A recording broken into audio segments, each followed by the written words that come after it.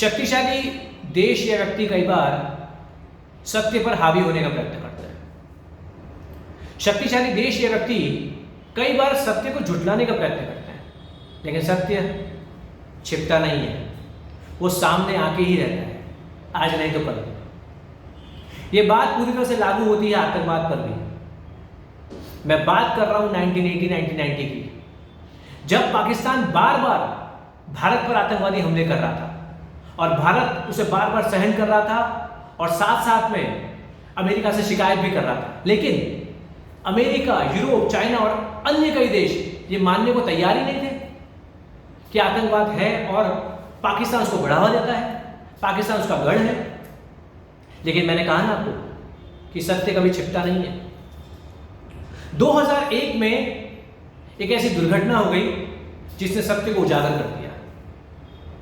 2001 में आतंकियों ने अमेरिका को भी नहीं छोड़ा।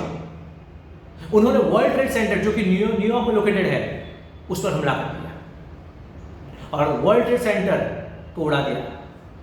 उस दिन अमेरिका को यह बात समझ में आ गई कि आतंकवाद है और पाकिस्तान ही आतंकवाद और आतंकवादियों का गढ़ है। अमेरिका को अच्छे से समझ में आ गया कि वो किसको दूध पिला रहा था, किसको शय दे रहा था, किसको सपोर्ट कर रहा था। 2001 11 सितंबर 2001 को वर्ल्ड ट्रेड सेंटर न्यूयॉर्क में जो लोकेटेड है, उस पर आतंकवादी हमला हुआ। उसमें तकरीबन 3000 लोग मारे गए, इनोसेंट सिविलियंस मारे गए बेचारे। उसमें $1.4 ट्रिलियन का मार्केट लॉस हुआ और 40 बिलियन का इंश्योरेंस लॉस हुआ।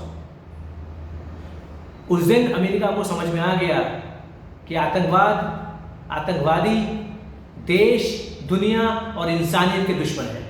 उस दिन से अमेरिका पूरी तरह से खड़ा हो गया आतंकवाद के सामने।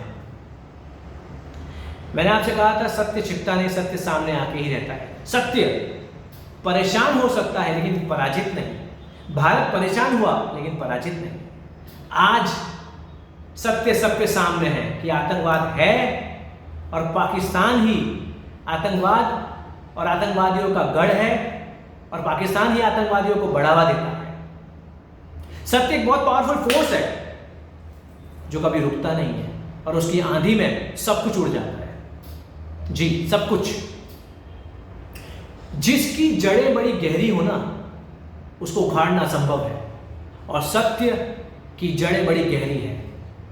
भारत सत्य के साथ था, है, रहेगा।